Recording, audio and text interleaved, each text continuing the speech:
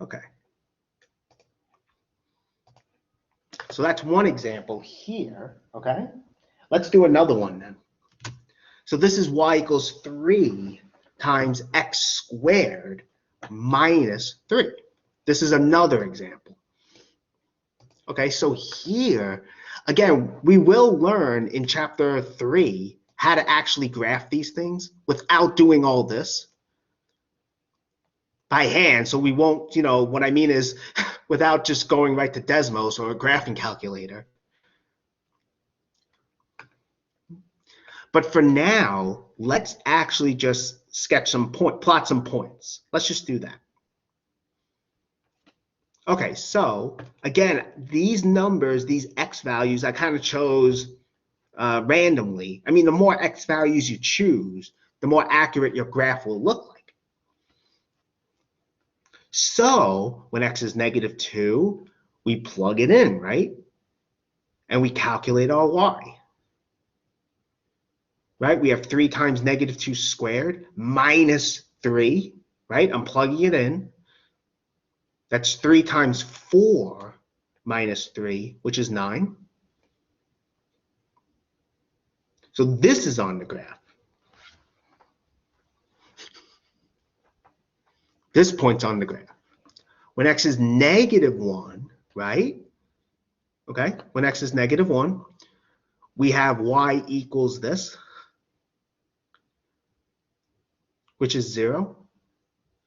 So we have -1, 0. Notice this is actually -1 then is an x-intercept, right? Because the y-coordinate is 0. When x is 0, we're getting the y-intercept now, and we just get -3, as you can see. When x is 1, we have this. We get 1, 0, so 1 is an x-intercept as well, right? The y-coordinate is 0. And finally, when x is 2, we again, by direct calculation, we're going to get 9, which is this. And if you were to plot all these wonderful points and connect them, you would get this. I reproduced part of the graph here. This is actually from Desmos, you know, DESMOS. You know, I graphed it there. So we have this. Okay. So this is what this graph looks like. Again, it looks something like the graph of, let me see if I can go back to it, y equals x squared, right? Looks like, how do I say it? Looks like, well, you know, that's what the graph looks like. Okay. Okay.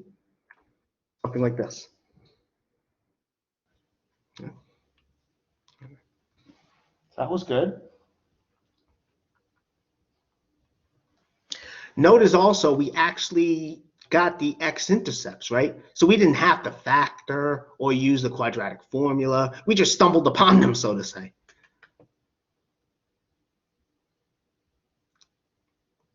Okay.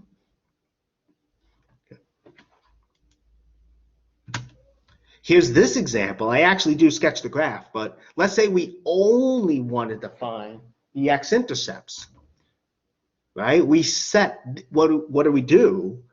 Remember, you set the other variable equal to 0.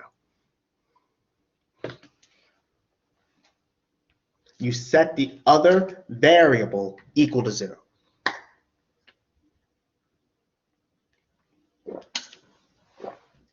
So we set y to be 0, this equation we want to solve, right? So I'm going to use the quadratic formula. Normally, you know, you can use either method that you want, unless I tell you to use a certain method. Let me just fix that. That's driving something there is driving me nuts. It should be just a plus. There we go. Okay. All right, there we go. That's better. Okay. It was plus minus there, but it should have been just plus. So sorry about that. But anyway, again, we have A is 1, B is 5, C is 4. So I'm plugging it in, right? Remember the quadratic formula. We have -b plus or minus the square root of b squared, b is 5, minus 4 times a times c, all over 2 times a. So we get negative 5 plus or minus the square root, 25 minus 16 over 2. Now 25 minus 16 is just 9. So we actually get negative 5 plus or minus the square root of 9 over 2. But again, this is actually notation for 2 solutions. Not 1, 2 solutions. We get negative 5 plus or minus radical 9 over 2. Here's we have plus. Radical 9 is 3. Square root of 9 is 3. So negative 5 plus 3 over 2. Negative 2 over 2, which is negative 1.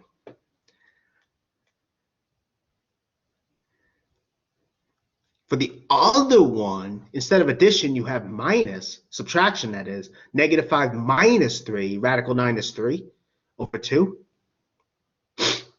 which is negative 8 over 2, which is negative 4. Right, and that's what we see here, negative 4, negative 1. Those are the x-intercepts. What's the y-intercept? Replace x by 0, you get 4. That's the y-intercept, right? Remember, you're setting the other variable equal to 0. That's what we're doing. Okay. Do you have any questions about this?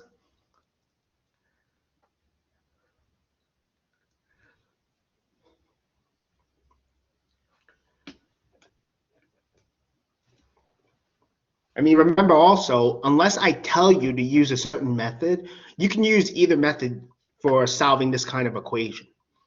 You can use factoring or the quadratic formula. What's nice about this is there can only be 2 x-intercepts because there's only at most 2 solutions to this equation. There's only 2 of them at most. And here we got 2, right, from the quadratic formula. All right, and the graph in a sense confirms that because it intersects the x-axis twice. See? Twice. As opposed to something like y equals x squared. Let me just go back. No, not there. Here, right? You're only intersecting the x-axis once. There's only one x-intercept, okay?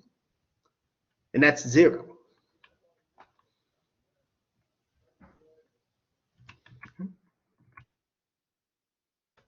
Okay, so we have this example. Here's another one, x squared minus 4. Now, it's the same story basically, right? You just want to graph it.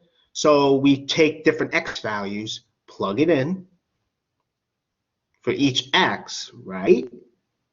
What do we get? We get a corresponding y value. We form a point, an ordered pair, which is a point, and we plot the points. And you can see we're graphing those. Like so. Not too much to it. Just, just like before, we have y equals x squared minus 4. Now, again, I sketched the graph over here, although I didn't actually do it. Desmos did it. So, all right. If you did, I know someone asked this earlier about putting arrows here to indicate the graph keeps on going. I mean, whether you do or don't, I'm not going to worry about that for now. So, all right. I mean, that is, sorry, I wasn't clear. If you did put arrows here, I know the arrows are not drawn here, but if you did, I'm not going to mark it wrong. It actually turns out here that the graph does keep on going forever and ever. So, all right. And this is just a close-up of the graph from before. Again, notice the x-intercepts, -2 and 2. That's where the graph intersects the x-axis, and we're out of time.